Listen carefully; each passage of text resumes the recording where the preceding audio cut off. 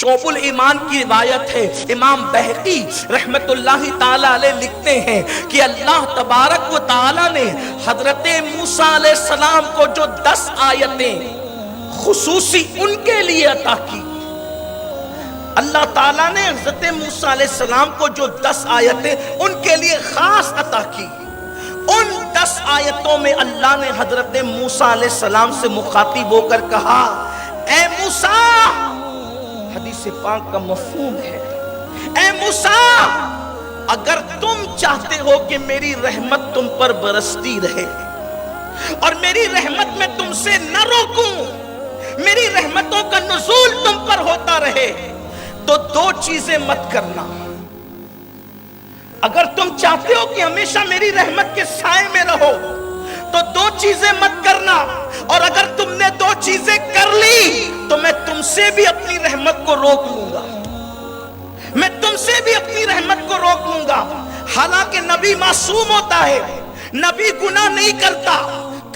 بھی نہیں، کر بھی نہیں سکتا، اس لیے کہ قدرت اس کی محافظ بن جاتی ہے، قدرت اس کا احاطہ کر لیتی ہے، قدرت اس کی عصمتوں کا تحفظ کر لیتی ہے۔ لیکن جناب موسیٰ کو مخاطب کر کے اپنے دوسرے بندوں کو قدرت یہ پیغام دے رہی ہے کہ جب معصوموں سے اس لہجے میں بات ہوتی ہے تو تم اور ہم کس کھیت کی مولی ہے۔ اللہ نے جناب موسیٰ، وہ موسیٰ جو طور پر خدا سے باتیں کرے، وہ موسیٰ جو خدا کے دیدار کا مطالبہ کرنے کی ہمت کرے، وہ موسیٰ جو رب تبارک و تعالیٰ کی بارگاہ سے توریت حاصل کرے، وہ موسیٰ جس کو خدا کلیم بنائے، وہ موسیٰ جو خدا سے پیاری پیاری باتیں کرے۔ حد تو یہ ہے کہ قدرت خود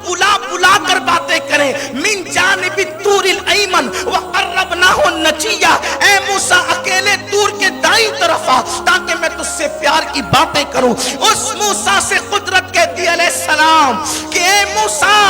اگر تو نے 2 کام کر لیا تو میری رحمت تجھ سے بھی رک جائے گی، میں اپنی رحمت کو تجھ سے بھی روک لوں گا۔ حضرت موسیٰ نے پوچھا اللہ وہ کیا ہے؟ فرمایا اگر تو زنا کرے اور چوری کرے تو میں تجھ سے بھی اپنی رحمت کو روک لوں گا۔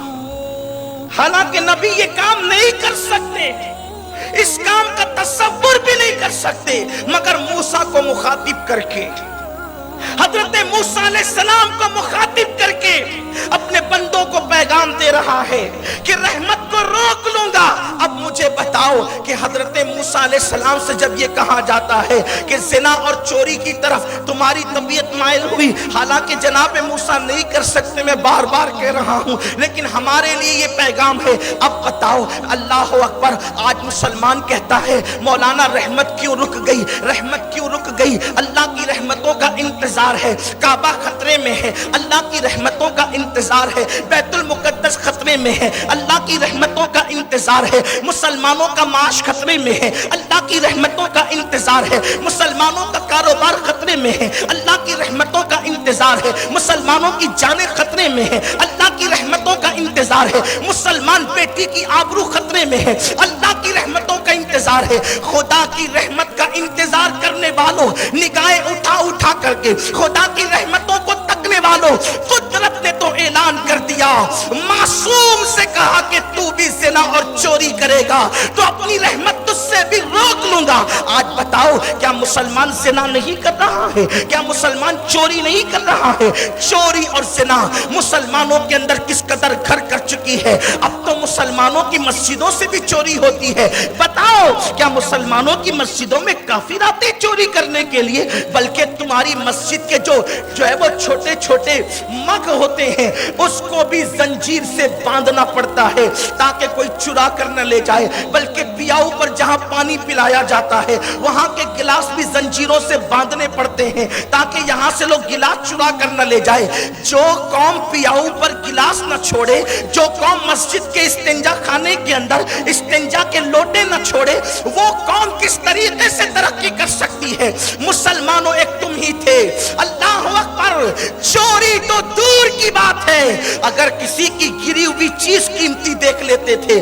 تو اس کو اٹھاتے نہیں تھے، اس تصور کے ساتھ اگر میں اس کو گری پڑی چیز کو اٹھا لوں گا اور اس تک پہنچاؤں گا نہیں، اس بندے تک پہنچاؤں گا نہیں، تو قیامت کے دن اللہ کی بارگاہ میں منہ کیا دکھاؤں گا؟